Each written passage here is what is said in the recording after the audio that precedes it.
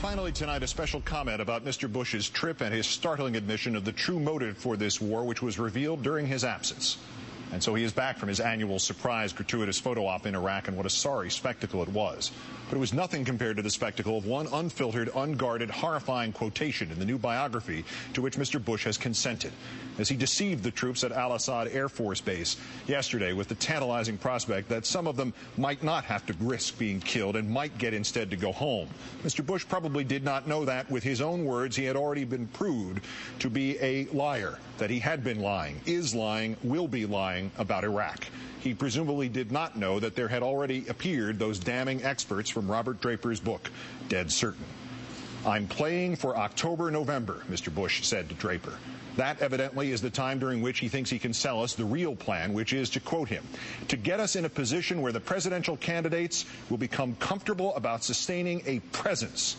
Comfortable, that is, with saying about Iraq, again quoting the president, "stay longer." And there it is, sir. We've caught you. Your goal is not to bring some troops home, maybe, if we let you have your way now. Your goal is not to set the stage for eventual withdrawal. You are, to use your own disrespectful, tone-deaf word, playing at getting the next Republican nominee to agree to jump into this bottomless pit with you and take us into it with him as we stay in Iraq for another year and another and another and anon. Everything you said about Iraq yesterday and everything you will say is a deception for the purpose of this one cynical, unacceptable, brutal goal, perpetuating this war indefinitely. War today, war tomorrow, war forever. And you are playing at it. Playing! A man with any self-respect, having inadvertently revealed such an evil secret, would have already resigned and fled the country. You have no remaining credibility about Iraq, sir. And yet yesterday at Al-Assad, Mr. Bush kept playing, and this time using the second of his two faces. The president told reporters, quote, "They, General Petraeus and Ambassador Crocker, tell me if the kind of success we are now seeing continues, it will be possible to maintain the same level of security with fewer American forces."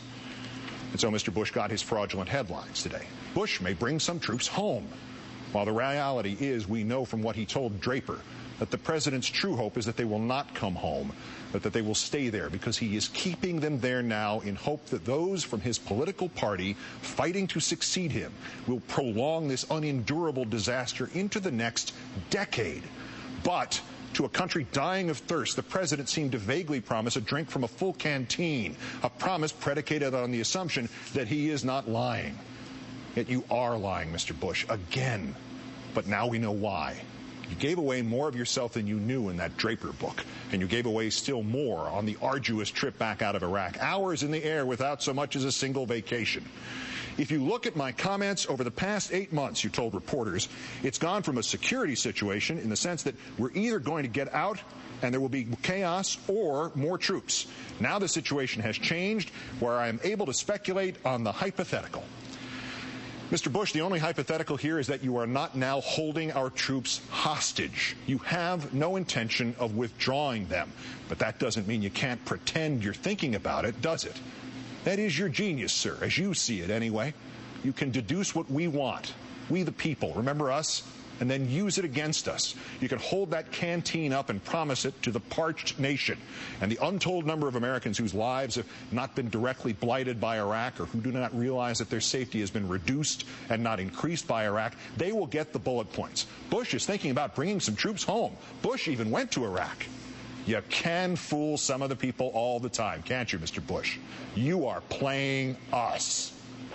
And as for the most immediate victims of the president's perfidy and shameless manipulation, those troops yesterday sweating literally as he spoke at Al-Assad Air Base, tonight again sweating figuratively in the valley of the shadow of death, the president saved for them the most egregious playing of the entire trip. I want to tell you this about my decision about troop levels.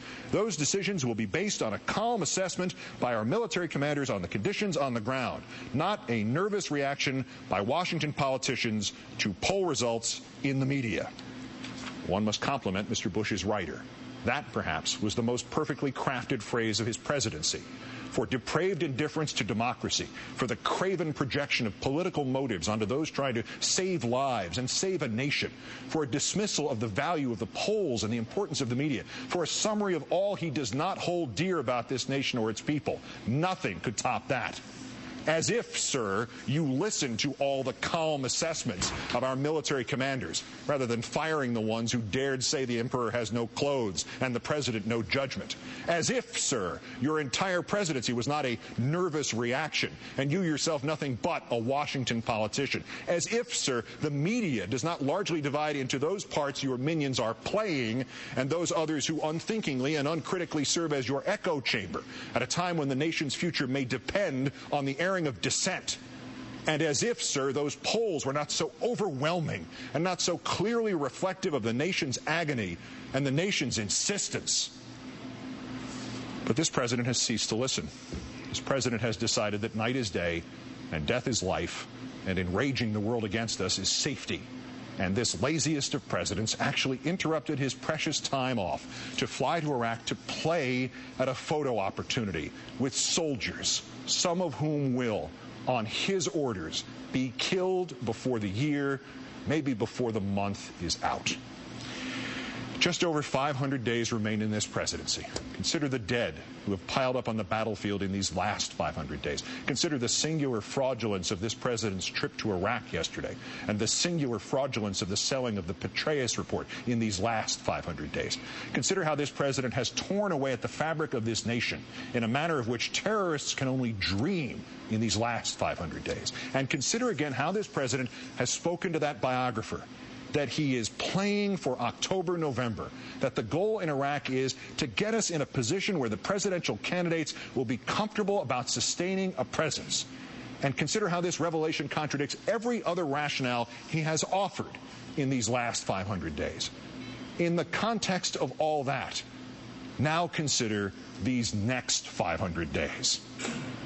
Mr. Bush, our presence in Iraq must end, even if it means your resignation, even if it means your impeachment, even if it means a different Republican to serve out your term, even if it means a Democratic Congress and those true patriots among the Republicans standing up and denying you another penny for Iraq, other than for the safety and safe conduct home of our troops.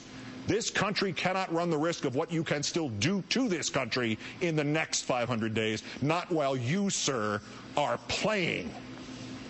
Good night and good luck.